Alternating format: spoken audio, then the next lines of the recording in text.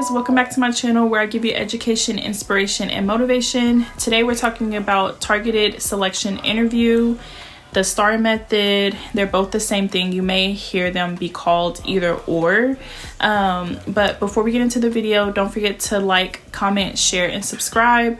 And if you want to hit the notification bell, you can to know whenever I upload my videos so I can keep you guys updated with all of the things. So let's get into it.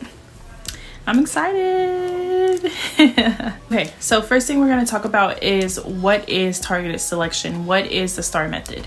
So it is a behavioral competency-based interview. So what that means is the questions are going to be in sections. They may be wanting to get different things out of the interviewer or out of the candidate based on what position they're applying for. So there might be questions surrounding emotional intelligence. How do you adapt to things? So it's going to be based on behaviors that they're looking for, and also it's going to be connected to the competencies of the job description. So that rolls us into the next topic. So with that being said, how do you know? Like, how are you going to know? If I'm someone who wants to know what are the questions what are they going to ask me? There's really no way to know what they're going to ask you, but I will say that if it were me, I would study that position like no other. You need to get familiar with what they're looking for. I don't want to say that you're really going to be blindsided, because really the best thing to do is to read the job description. When you see that job posting, read what they're looking for. And if you're just switching like different banks or different credit unions, then awesome, because you have experience like solely in what you're interviewing for. Or even if it's like you're trying to step up and get a higher position, cool, but you still have that experience.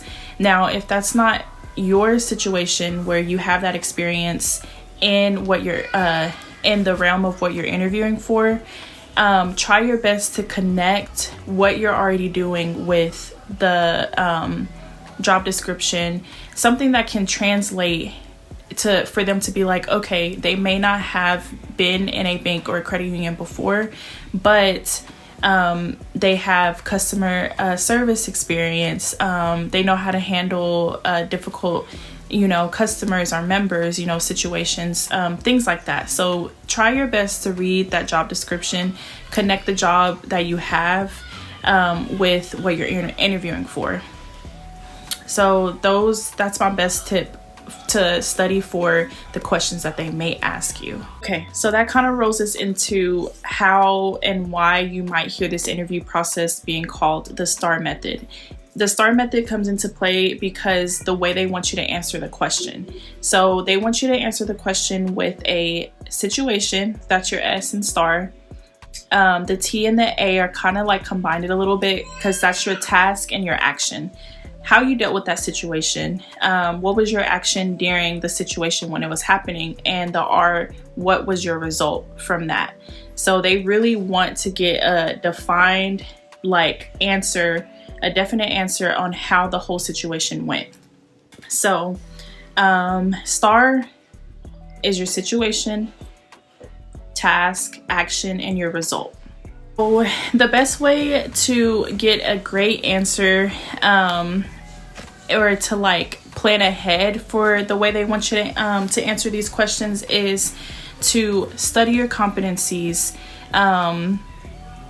based on the job description, and then start thinking of situations that have happened. So if you're already working in a bank or a credit union currently and you're just switching to another institution, where you're going to work for a different company, or if you're trying to get promoted, think about the best examples and your experience that connect with this job description, and then start thinking about things that have happened while you were working in that job, and write them down, study them, you know, think back on the time that you helped your members or your customers. Start thinking about those things, because they're going to ask you for a specific situation, the task, the action, and the result of the situation.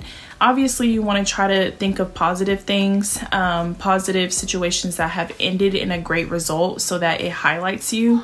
But sometimes they might ask you a question that may highlight something that doesn't really like go well. For instance, if they're trying to like see your like emotional intelligence, they might ask you something to do with, tell me about a time where you were unhappy, or tell me about a time where you had some conflict with someone you were working with, or something like that. Sometimes those don't always end in a great result, but they want to hear. I would still try to highlight something positive. So like, if they ask you something about having conflict with someone you work with or your manager, always try to wrap it up with something positive. Like, yes, I didn't like the situation, but I spoke to that person. You know, even if they didn't change, like I do see, I do kind of know how to adapt around that person based on their personality, things like that. Try to highlight the positive in every situation. So again, your STAR method is your situation, task and action, and your result. Okay, so listening to what targeted selection or the STAR method interview process is, it might seem a little bit intimidating. I'm not gonna lie, but I think that the positives of targeted selection and the STAR method interview is that just know that the questions that they're asking you, they're asking the next person the exact same thing. I actually use the targeted selection interview process to interview people in my position that I'm in now for my employees. And per each competency, there's about 5 or 6 questions that you can choose from. I usually only ask 1 or 2. And I have to ask the next person, or if I'm interviewing 5 people, I have to ask them all the same questions. So just know that you're getting a fair interview. There's multiple people, so me and one other person. So there should always be at least 2 people in there interviewing you. Don't get alarmed, because they do have to do a lot of writing, because they're just writing down what you're saying.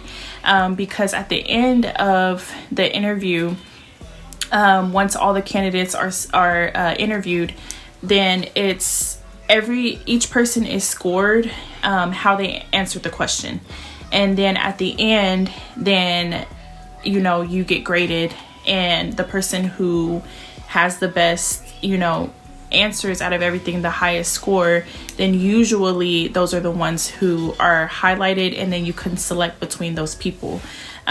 So with that being said, I think it's a positive way to interview someone, and there's checks and balances to where it's not like a lot of biasm or a lot of bias in the interview. So I love that part of targeted selection.